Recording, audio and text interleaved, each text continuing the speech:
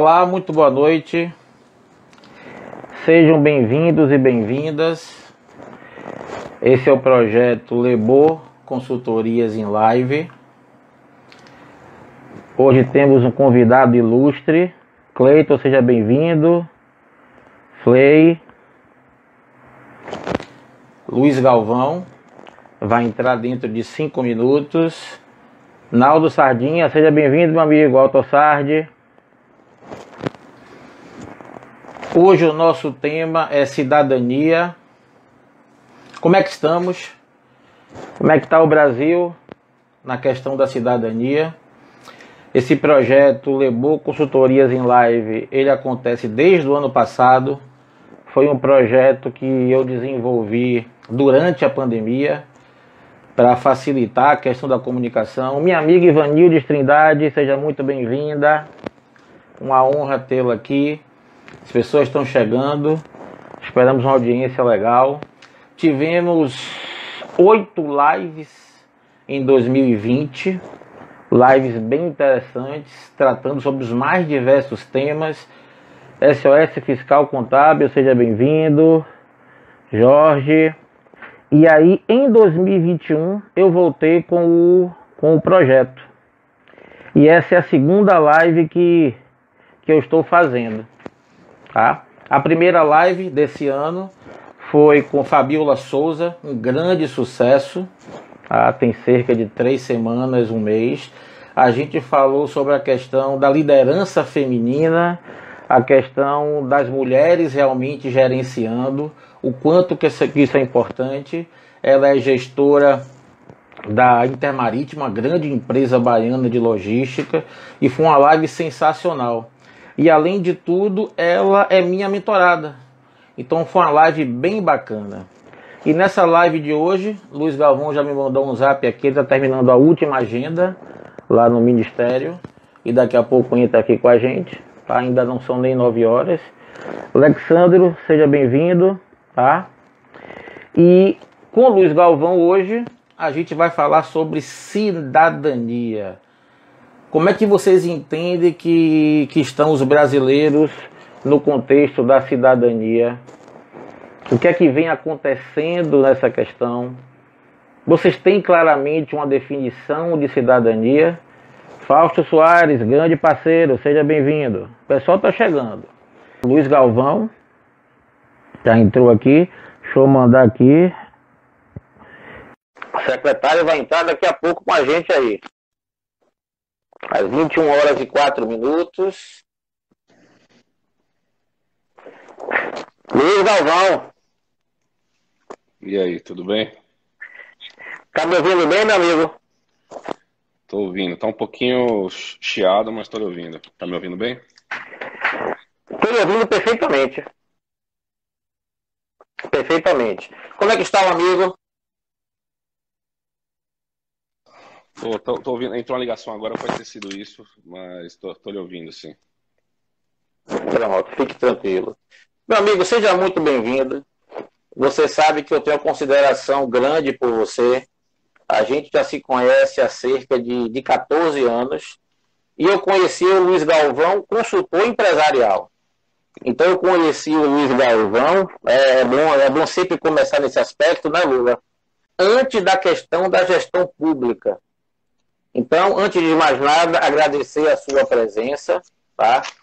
Estou vendo você com a cara de cansaço, significa que o trabalho está árduo aí em Brasília, está árduo no Ministério, e a gente vai conversar um pouquinho hoje sobre um tema, Lula, que para mim é muito caro. Eu não sei se você sabe, mas o tema cidadania, ele foi um tema de dissertação do meu mestrado. E eu falei no meu mestrado, Lula, sobre o cooperativismo como uma forma de promoção da cidadania e mitigação da pobreza. E você hoje exatamente está no Ministério, que é o Ministério que trata exatamente dessa questão de promoção da cidadania. Tá? Mas já temos 16 pessoas, imagino que o quórum hoje vai dar muito legal. E de antemão, lhe dou as boas-vindas e boa noite, meu amigo. Boa noite, meu amigo Alessandro Leboreiro. É sempre um prazer poder conversar contigo, como você falou, nós nos conhecemos aí de longas datas, de outras oportunidades profissionais, e é bom que a gente mantenha esse vínculo, né? Você continua o seu trabalho de consultoria, eu realmente enveredei aqui para a área pública, para a gestão pública, e eu tenho uma simpatia enorme, né, pela área que você atua. Eu realmente acho que eu sou consultor de natureza, e é sempre bom a gente poder conversar um pouquinho, falar sobre as políticas sociais aqui do Ministério da Cidadania, falar um pouquinho o que o governo federal tem feito para a população, principalmente para a população mais vulnerável do nosso país. Então é sempre um prazer, sempre que precisar, estou à sua disposição. Muito obrigado, Lula. Você me conhece, eu tenho um modelo particular de apresentação.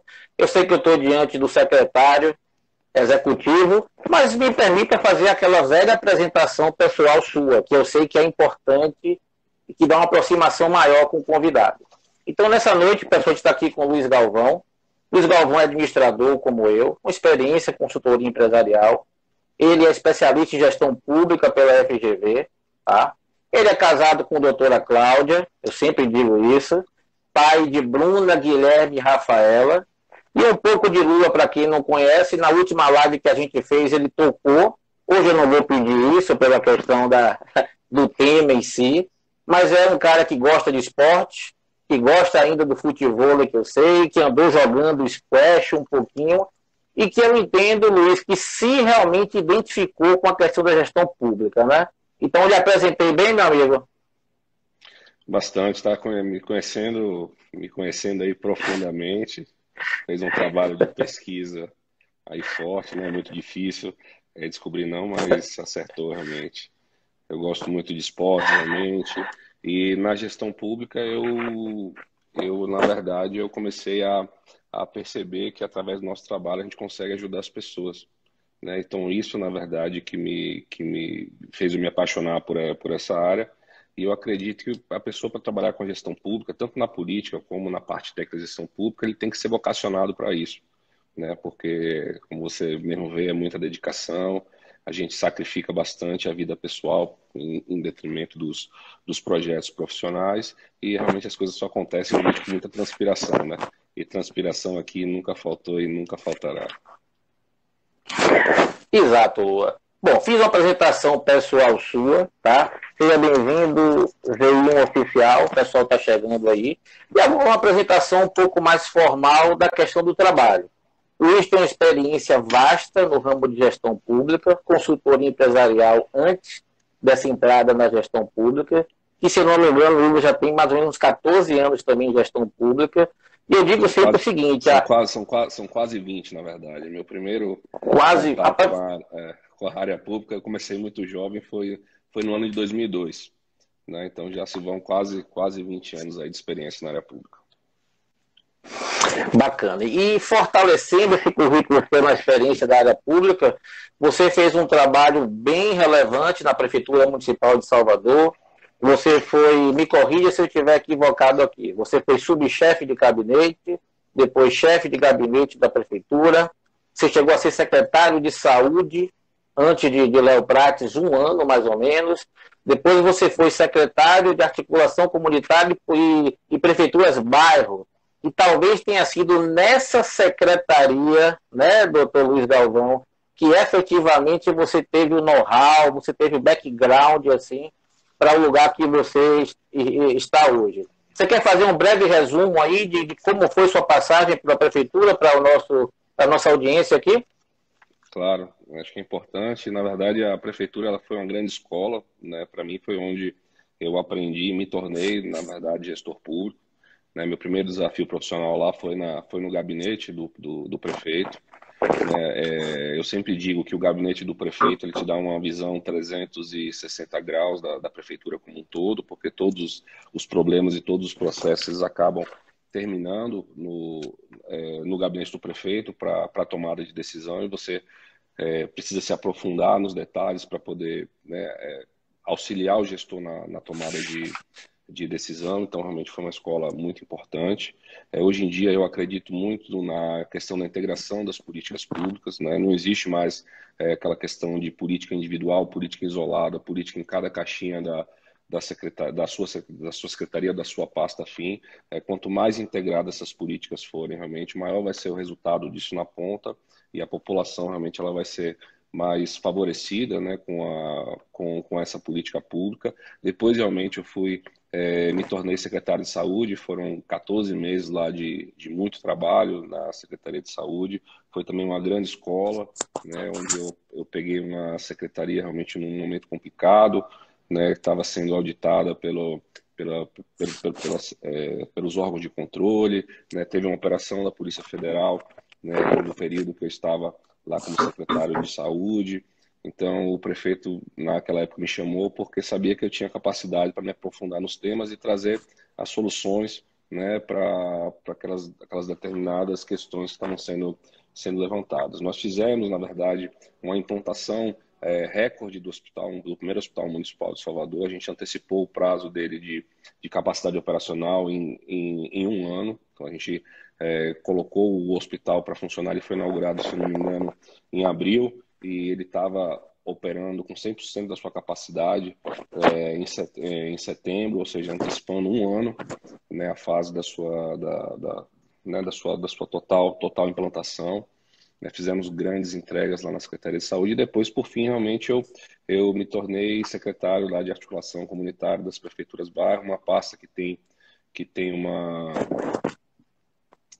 conexão direta com as comunidades, principalmente as comunidades mais carentes de Salvador, e foi justamente quando começou a pandemia, né? Enquanto as pessoas realmente estavam em casa sem trabalhar, a gente estava imerso nas comunidades mais carentes da cidade, levando esperança, levando ajuda para essa população, e foi daí realmente que despertou, né, esse gosto assim pela área social. E quem diria que o meu próximo desafio profissional seria como secretário executivo aqui do Ministério da Cidadania, que é o braço social, né, do governo Jair Bolsonaro, e podendo ajudar, eu que estava em Salvador, ajudando as famílias carentes de Salvador, agora eu estou aqui no Ministério da Cidadania em Brasília, podendo ajudar as famílias carentes do nosso país todo. Muito bacana, Lula. E é exatamente pegando o gancho de sua passagem pela prefeitura, de resultados extraordinários que você trouxe com o seu trabalho. Como foi? Eu costumo sempre dizer, Lula, que algumas pessoas preferem ficar na sua zona de conforto. Lula, Luiz Galvão tem uma carreira sólida na Prefeitura Municipal de Salvador, reconhecido pelo seu trabalho técnico, eminentemente técnico, passou por várias funções, contribuiu com um projeto que mudou a cidade de Salvador, isso é tudo que notório.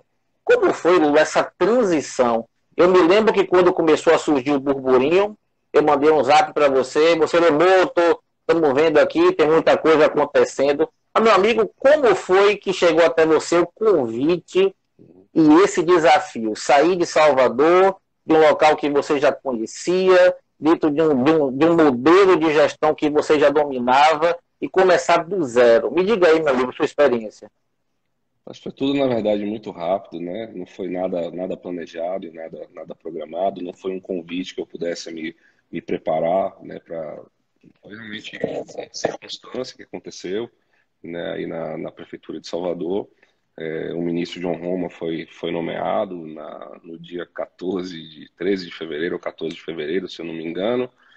Acabou a minha exoneração saindo no dia seguinte, e na segunda-feira ele falou assim: eu compro uma passagem, vem para Brasília, eu quero que você me ajude aqui na transição. A gente não tinha nada pactuado, qual era o cargo que eu iria assumir, o que eu almejava, até porque eu queria, na verdade, naquele momento era ajudá-lo, eu sabia que era o maior desafio profissional da vida dele. Então eu vim realmente com esse intuito de ajudá-lo na transição, de conhecer realmente a pasta aqui a fundo para poder ajudá-lo a tomar as melhores decisões. Foi quando surgiu, na verdade, o convite dele para eu me tornar o secretário executivo, né?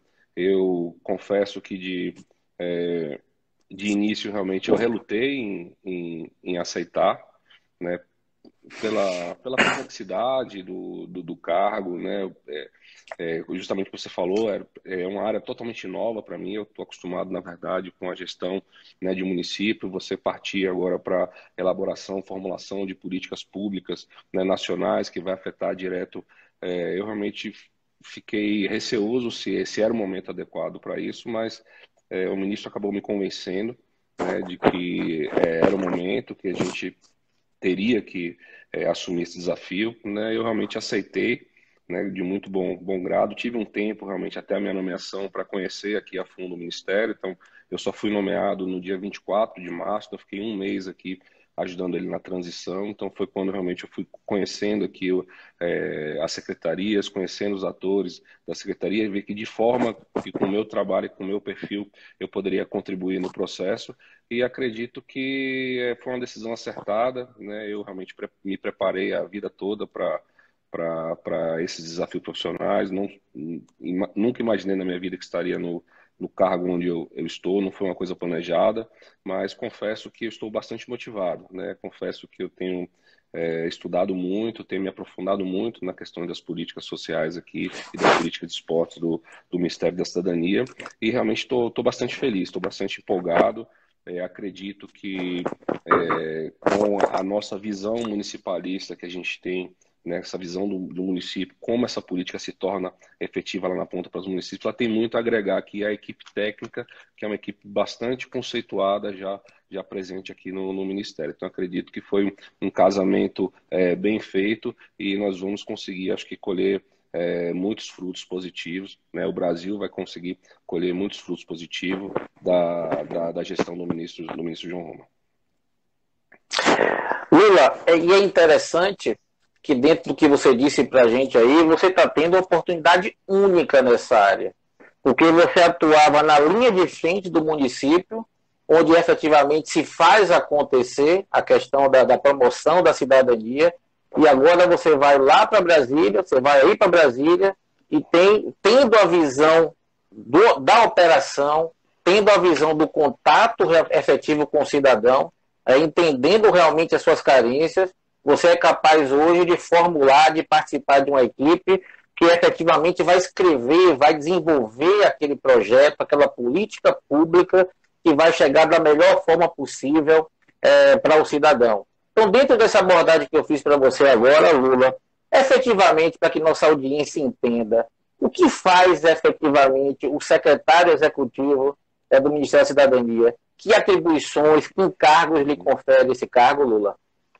Na verdade, a gente tem o Ministério da Cidadania, ele é dividido em 3 secretarias especiais. Tá? Você tem a Secretaria Especial do Desenvolvimento Social, que cuida da área finalística, né, dos temas da área finalística da área social. Você tem a Secretaria Especial do Esporte, que cuida, né, dos temas finalísticos da área do esporte. Você tem, na verdade, a Secretaria Executiva, né, que funciona como ministro substituto, né, quem responde na ausência do ministro. Por exemplo, o ministro mesmo está viajando numa reunião lá da OCDE na França, eu estou respondendo pelo Ministério, estou como ministro de Estado substituto até a próxima sexta-feira. E é onde, na verdade, onde tudo acontece. Eu costumo, se for fazer uma correlação, né, do governo federal com a prefeitura, eu diria que o Ministério da Cidadania, o Secretaria Executiva é como se fosse a prefeitura do Ministério da Cidadania, né, onde a gente coordena aqui a questão do orçamento, você coordena a questão do planejamento, da governança,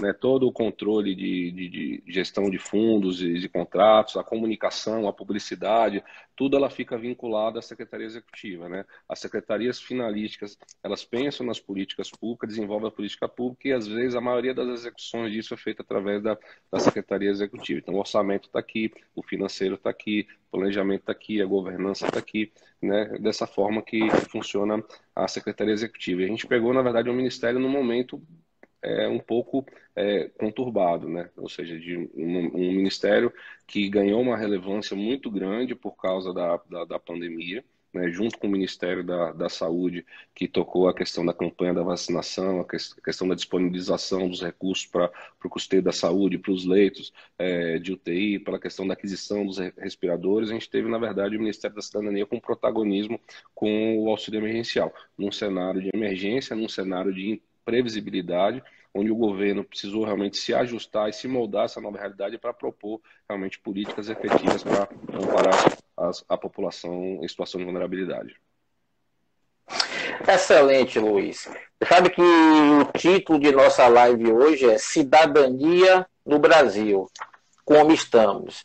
E aí, quando eu pensei nesse título, só me veio à cabeça meu amigo Luiz Galvão, e que, para nossa satisfação, nesse exato momento, é o atual ministro, então, em exercício, né, pela viagem. Então, eu não estou conversando com o secretário executivo no momento, então é com o ministro, realmente, da cidadania. Então, ministro, né, no momento da cidadania, como é que está o Brasil, Lula, na questão da cidadania? Né? E aí me permita fazer um preâmbulo, porque cidadania é um termo muito discutido, é um termo muito comentado, mas será que nós efetivamente sabemos o que é um cidadão?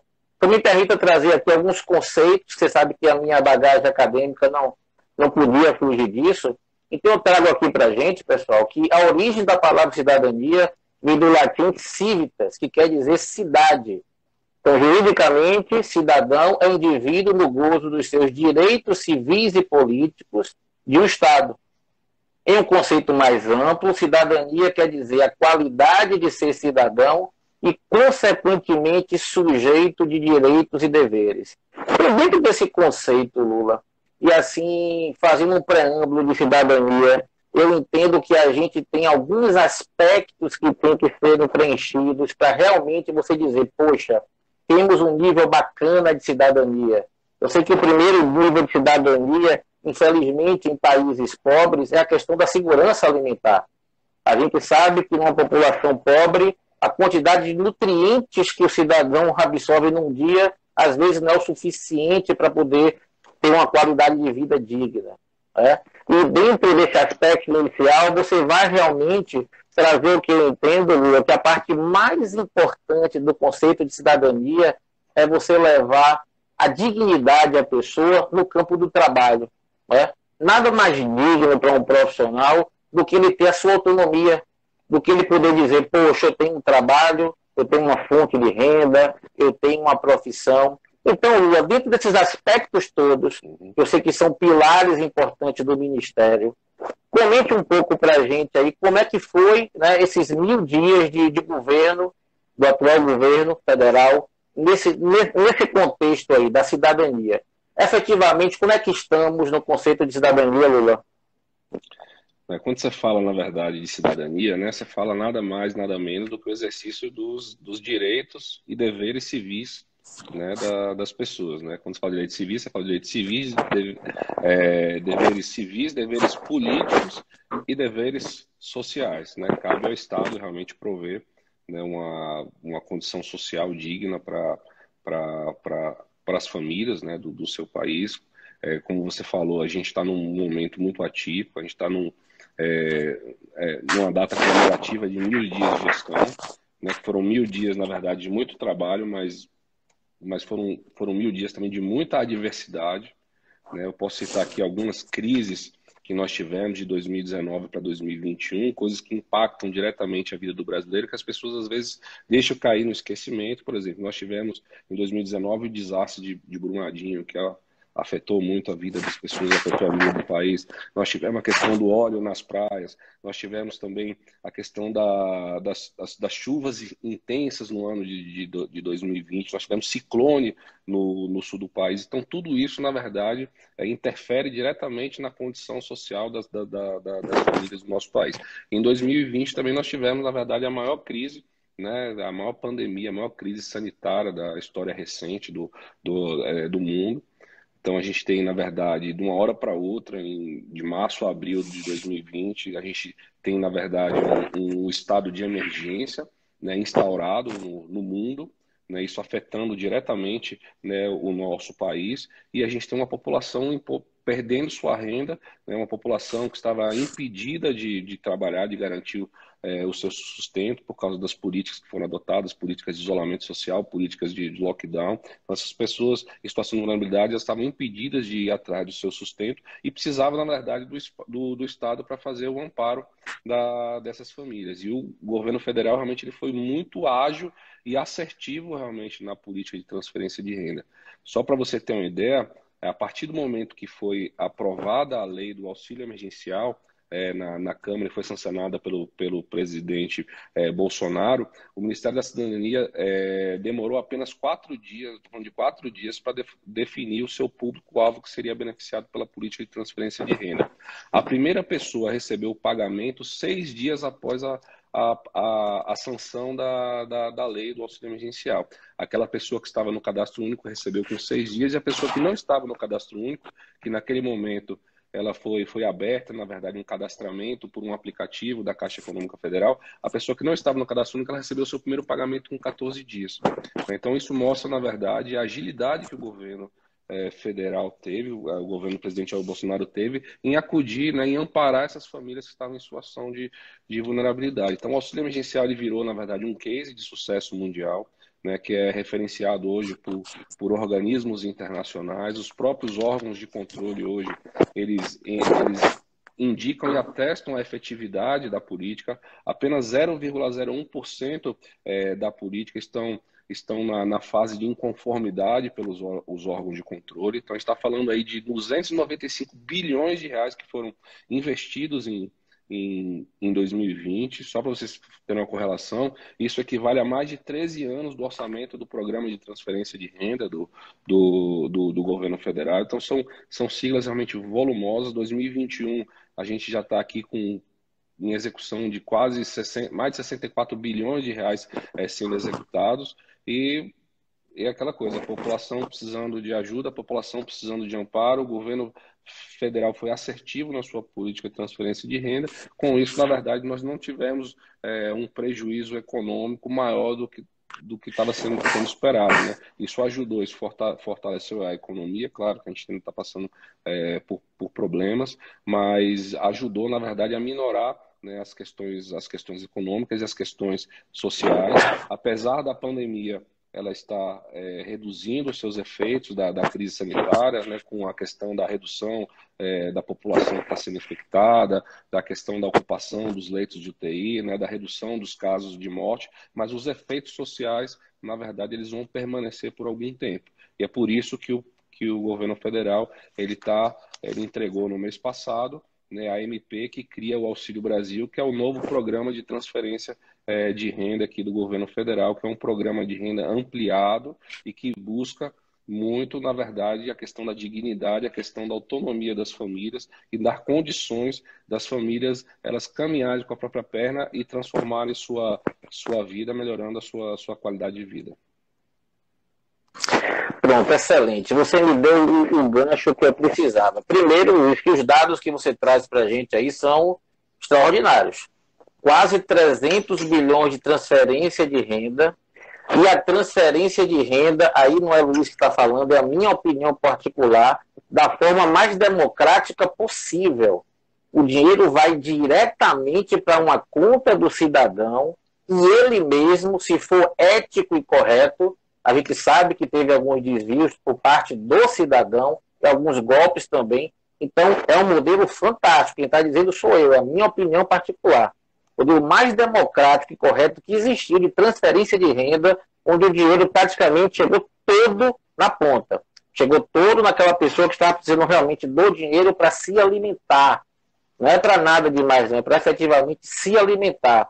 E eu também pesquisei sobre isso, e me parece que de 68 milhões de pessoas aproximadamente que foram contempladas, apenas tivemos algum tipo de problema que a Polícia Federal está em cima investigando, com cerca de 5 mil pessoas. Então vai dar exatamente esse percentual que você, ou seja, 0,01% de algum tipo de não conformidade. Gente, isso aí é fantástico. Um dado desse é fantástico. Isso efetivamente é você transferir renda de uma forma democrática e que chegue na ponta. Agora, é aquela questão, né, Lula, de direitos e deveres. A gente teve profissionais que estavam empregados fora do contexto que solicitaram, a gente teve servidores públicos que solicitaram, a gente teve também algumas quadrilhas que buscaram falsificar. Aí é a outra ponta do processo, né, Lula? É a questão de direitos e deveres que o cidadão também tem que aproveitar e melhorar um pouco também nesse contexto, né? Exatamente, né? Todo o processo está sujeito a isso, e para isso que existe, na verdade, os organismos de controle, os organismos de fiscalização. Foram mais de 20 operações da Polícia Federal justamente para coibir, né? A gente tem adotado uma série de medidas para comunicar aquelas pessoas que a gente entende que recebeu indevidamente, né? Só para você entender, a política do auxílio emergencial ela foi evoluindo ao longo do tempo. Então, em 2020, eram consultados apenas sete fontes de dados aqui da, do, do governo federal. O último auxílio emergencial agora de 2021, nós já estamos consultando 33 fontes de dados, justamente para poder checar se essas informações realmente elas estão corretas, né? Porque é um, o cadastro único, ele é autodeclaratório, então a pessoa ela declara, esse cadastro é atualizado a cada 2 anos e pode ter algum tipo de inconformidade no momento que a pessoa declarou para o momento atual que aquela pessoa está vivendo. Então a gente consulta essas 33, né, fontes de dados para verificar se esse público ele está elegível ainda ou não para o recebimento do auxílio emergencial. Então, todo mês, na verdade, do pagamento do auxílio, a gente tem pessoas que se tornam inelegíveis, pessoas que se tornam elegíveis e que estão aptas para receber essa ajuda e esse benefício do governo federal. Excelente, Lula. E aí me fale um pouco mais desse novo programa, né, intitulado Auxílio Brasil, que aí você me trouxe aí uma informação que para mim é muito importante. Eu entendo que o grande desafio do Brasil é passar daquela fase realmente de trazer um alimento mínimo da pessoa, da questão da vulnerabilidade alimentar da pessoa, da insegurança alimentar, e o meu desejo como cidadão brasileiro, soteropolitano e baiano, é exatamente essa segunda etapa. Quando é que a gente vai conseguir, claro, dentro de um histórico realmente de muitos anos do Brasil, mas quando é efetivamente que a gente vai conseguir ter uma política pública realmente acontecendo? Eu vi que esse novo programa, ele trabalha a questão do empreendedorismo, ele trabalha a questão de capacitações, desenvolvimento das pessoas, ele trabalha também com a questão do microcrédito. Então, isso daí é um tema que, para mim, Luiz, é muito caro, é muito importante, sabe? É dentro daquela filosofia chinesa, não adianta somente o tempo todo estar dando o alimento e o peixe para a pessoa. A pessoa tem que ter autonomia e capacidade de buscar o seu sustento. Então, no primeiro, Lula, comente um pouco para a gente aí sobre o que é esse novo programa e o que é que você espera dele. O Auxílio Brasil, na verdade, ele é um novo programa de transferência de renda do governo federal. Tá? Então, a gente traz, na verdade, para esse novo programa, a evolução da política de transferência de renda. Né? A gente entende a importância que a política de transferência de renda ela teve até o momento, que ela tem até o momento, né, para as pessoas, para o governo federal, mas a gente reconhece também que ela precisa de uma evolução, né? E todo mundo pergunta, por que vocês estão fazendo isso nesse momento? Né? Porque a pandemia, ela obrigou, na verdade, né, que os governos eles se adaptassem à nova realidade. A população carente, vulnerável no nosso país, ela está precisando do apoio e da ajuda do governo nesse exato momento. Né? Então, não dá para a gente esperar para entregar uma política daqui a um ano. Daqui a um ano a gente nem poderia, porque o ano que vem é um ano eleitoral e você não pode criar nenhum tipo de programa no ano eleitoral. Então, se a gente não fizer nesse exato momento que a gente está fazendo, como a gente está se propondo a fazer, a gente só conseguiria fazer isso em 2023. Em 2023, a gente perderia esse time, né, da ajuda que a população precisa do governo federal. Então a gente entendeu que esse era o momento adequado. A gente está trazendo uma série de pilares inovadores e estratégicos para esse programa de transferência de renda. A gente vai trabalhar muito com a questão da liberdade, né, a questão da inclusão dessas famílias, a questão da transformação da qualidade de vida dessas famílias. Ele é um programa que ao mesmo tempo ele simplifica, né? Ele simplifica a criação da cesta, que ele chama cesta básica ou cesta raiz de benefício. Então, o programa Bolsa Família, que é um antigo programa de transferência de renda, ele tinha 6 condicionantes, né? 6 variantes para definir essa cesta raiz, e o Auxílio Brasil ele tem apenas 3 condicionantes, que é justamente para trazer simplificação, para dar mais clareza como é formulado isso. Então, a gente vai focar, na verdade, na questão da política da primeira infância, de crianças de 0 a 36 anos. A gente vai focar também na questão da composição familiar, onde está aumentando a composição familiar para até 21 anos. Por quê? Porque a gente entende que essa população de 21 anos é a população que muitas vezes está concluindo o seu ensino médio e precisa da sua primeira oportunidade de emprego. E a terceira condicionante também é a questão da superação de extrema pobreza. Então, a gente está simplificando essa cesta raiz de benefício, essa já é uma grande evolução da política, certo? E a outra grande evolução da política, a gente está integrando uma série de programas e projetos sociais que já existem, já está integrando, na verdade, ao Auxílio Brasil, que é justamente para poder favorecer a emancipação dessas famílias. Foi o que eu falei logo no início, na abertura, que eu acredito realmente que quanto mais integradas forem a política, mais efetiva ela se torna e maior é a capacidade que ela vai ter de transformar a vida das pessoas, né? E o Auxílio Brasil está trazendo exatamente isso. E no Auxílio Brasil nós estamos trabalhando com as trilhas de emancipação. Ou seja, o programa de transferência de renda, o anterior, ele praticamente ele é uma teia, né, é uma teia de proteção, é uma camada de proteção social, que é muito importante. Né? Existem famílias realmente que precisam dessa teia, dessa camada de proteção. Mas se você não tem, na verdade, algo mais, essas famílias vão estar fadadas a receber aquele benefício para o resto da vida. E o Auxílio Brasil, na verdade, ele vem com uma série de estratégias para ensinar essas pessoas que elas podem transformar a sua qualidade de vida de acordo com as suas próprias pernas. Então, aquelas pessoas que têm vocação, por exemplo, para a agricultura familiar, elas vão ser estimuladas a fazer a sua produção e o governo ele vai garantir antecipadamente a compra daqueles alimentos que forem produzidos, aumentando o ticket médio dela de recebimento do benefício. Então, nós vamos trabalhando com três trilhas de emancipação. Uma vai ser a inclusão produtiva rural, né, que a gente vai identificar as famílias com esse perfil, vamos estimular que elas façam a produção no campo, ali na sua residência, e aqueles alimentos que a gente está comprando antecipadamente, ele vai ser doado para o próprio município, para o banco de alimentos do município, para que esse alimento ele possa ser destinado para as famílias em situação de vulnerabilidade daquele município, né, contribuindo pela questão da dignidade, da questão da segurança alimentar daquelas famílias. A segunda trilha de emancipação vai ser a trilha de emancipação através do empreendedorismo, aquelas famílias que têm o perfil, que têm a vocação para empreender, elas vão receber qualificação técnica e vão ter acesso a microcrédito. Né? Essas famílias elas foram bancarizadas agora com o auxílio emergencial, elas foram bancarizadas, mas elas não têm acesso a crédito. O Auxílio Brasil ele vai dar essa oportunidade de elas terem acesso a microcrédito e uma das novidades que a gente traz é o acesso também ao crédito consignado. Né? A gente tem estudos internos que indicam que essas famílias elas estão endividadas. Né? Elas tomam juros aí em torno de 15% a 20% ao mês. Então, o crédito consignado ele vai servir, primeiro, para que ele possa trocar essa dívida cara por uma dívida mais barata. A gente está falando aí de um juros mensal aí em torno de 1 a 1,2% ao mês no crédito consignado. E a segunda possibilidade vai ser também de estimular que ela faça, que ela empreenda de acordo com a sua vocação. Toda essa liberação de microcréditos estão condicionadas à questão da educação financeira. Não basta só dar o dinheiro para a pessoa.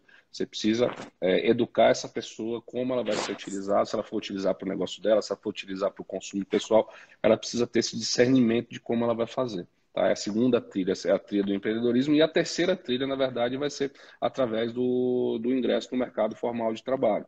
Né? A economia tende a reaquecer, novas oportunidades vão surgir aí no mercado de trabalho e essas famílias precisam ser qualificadas para que possam ser encaminhadas para essas vagas de emprego. Existem uma série de novas oportunidades que estão surgindo, principalmente em função da pandemia. Vou citar apenas um exemplo aqui. Existe uma demanda muito grande de cuidador de idoso por causa do Covid e não existe demanda suficiente no mercado para absorver essas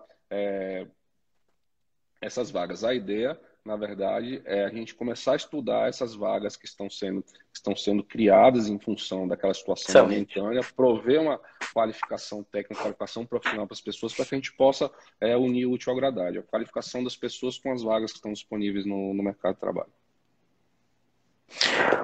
Luiz, todo esse programa foi montado pela equipe do ministro João Roma, que você faz parte. Na verdade, a discussão é uma política que ela já vem sendo discutida para evoluir desde 2019, né? Mas muita coisa do que está sendo proposto, está sendo criado, que foi enviado, foi realmente da participação da equipe que chegou junto com o ministro João Roma. Né? É uma política que tem participação direta de todos os ministros que passaram por aqui, mas existem alguns detalhes, alguns critérios realmente que foram definidos agora de fevereiro para cá, junto com a nossa chegada.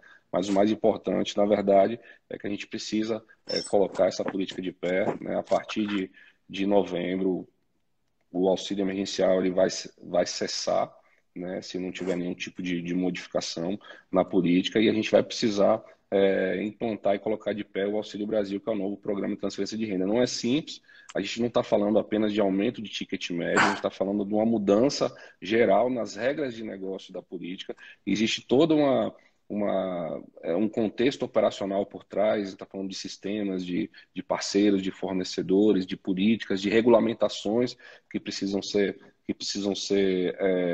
aplicadas para que realmente essa política ela se torne efetiva e faça a diferença na vida da população mais vulnerável do nosso país.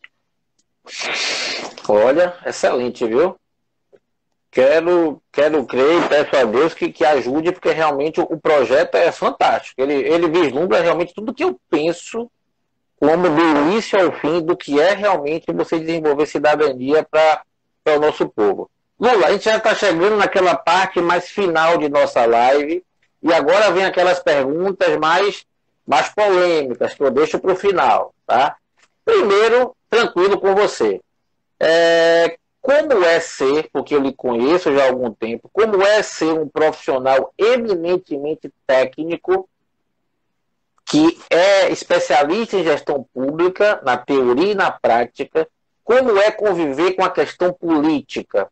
Você aprendeu, hoje você se sente tranquilo com relação a isso, mas como é saber encontrar o meio termo de um bom senso de questões técnicas com questões políticas, Lula? Eu acho que, na verdade, assim, primeiro que o gestor público moderno ele tem que estar habituado às questões políticas, né? Nós estamos inseridos dentro de um contexto político, então você precisa se adaptar e se ajustar a esse cenário. Esse é o primeiro ponto. E segundo, que para mim é muito fácil, né? Porque eu sempre fiz, na verdade, política como consequência do trabalho, né? Se as pessoas realmente entenderem que a política ela vai ser o resultado vai ser fruto daquilo que você realizou, daquilo que você faz, tudo vai acabar fluindo de uma maneira bem tranquila, né? E é dessa forma que eu acredito, é dessa forma que a equipe do ministro João Roma acredita. A gente acredita que a política é a consequência do nosso trabalho. Se nós fizermos realmente um trabalho técnico bem conceituado, bem posicionado, o capital político necessariamente ele vem em seguida. Tá? Dificilmente a gente coloca o interesse político à frente dos interesses, na verdade, dos interesses da gestão, o interesse do Estado.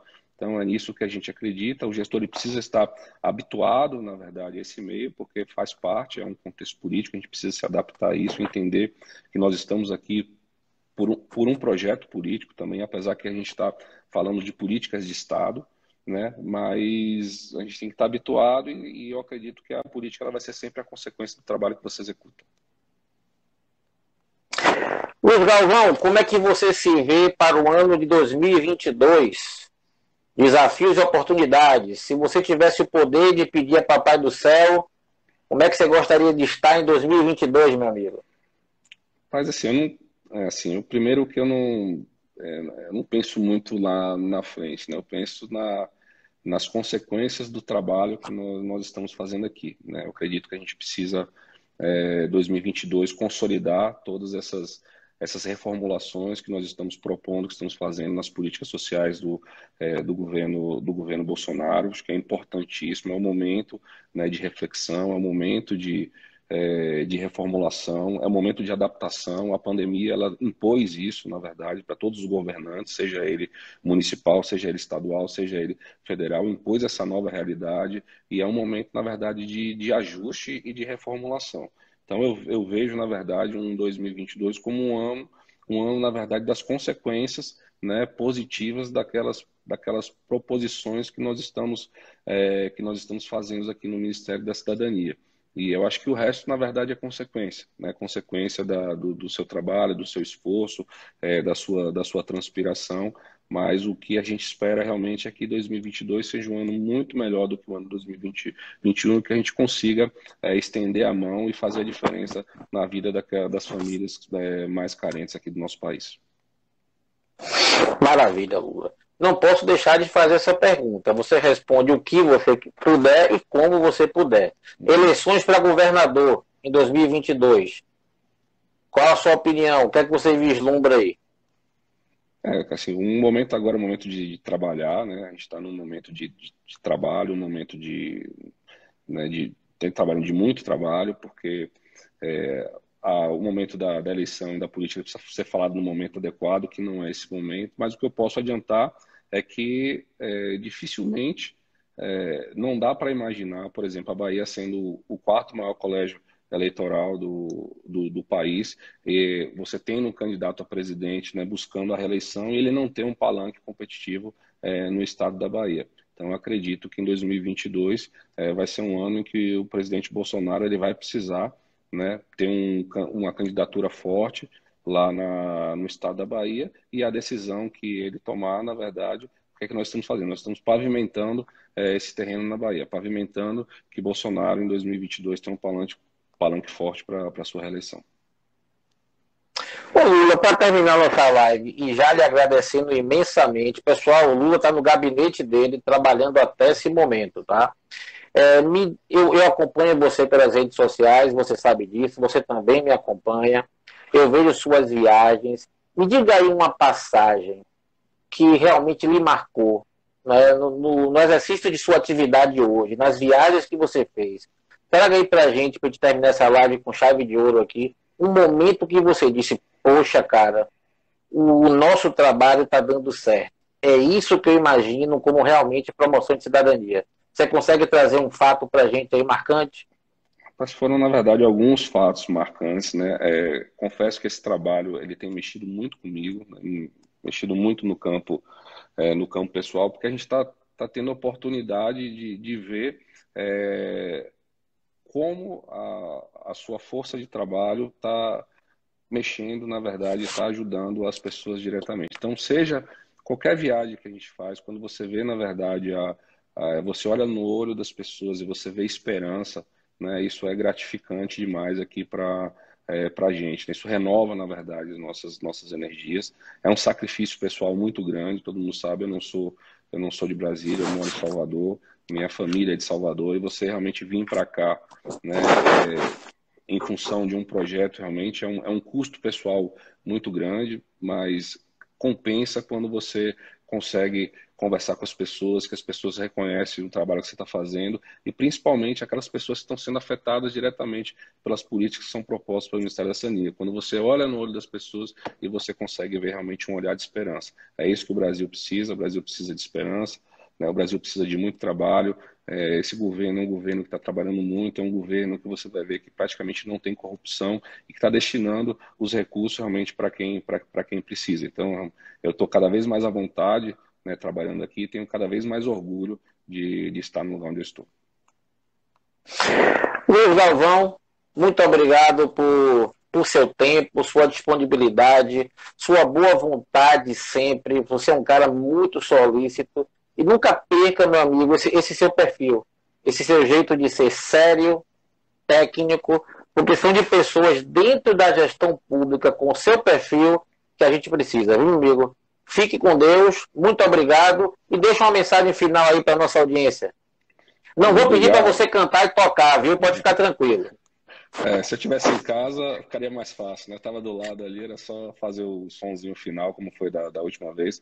Mas eu que agradeço, na verdade, a oportunidade. Eu acho que a gente precisa conversar realmente sobre política, conversar realmente sobre o que está acontecendo na situação do nosso país. Existem muitas narrativas aí inverídicas que são construídas, né, à torta e à direita, principalmente nas mídias sociais. Então a gente precisa, na verdade, dar de César o que é de César, né? A gente está falando de um governo, só para você ter uma ideia, que já investiu quase 80% na área social do que foram investidos de 2006 a 2018. A gente está falando de 12 anos de governos anteriores.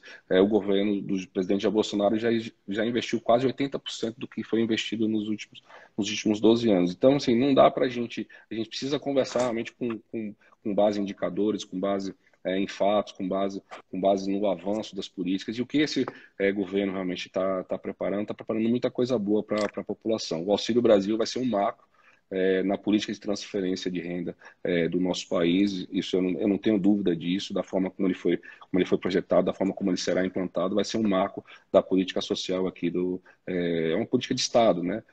e isso vai marcar, na verdade, as futuras gerações. Lá na frente, a gente vai saber que houve, na verdade, essa virada de chave de um programa de assistência, de transferência de renda, realmente, que é importante, né, que acudia àquela população que fica na camada mais vulnerável do nosso país, mas que logo em seguida veio um programa de transferência de renda que ensinou essas pessoas a transformar sua qualidade de vida, a se emanciparem e se tornar cada vez melhor. Parabéns, meu amigo, por todo o trabalho. Deus ilumine o seu caminho, os nossos caminhos e do povo brasileiro.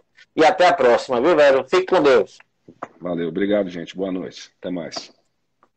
Valeu, Lula. Um abraço.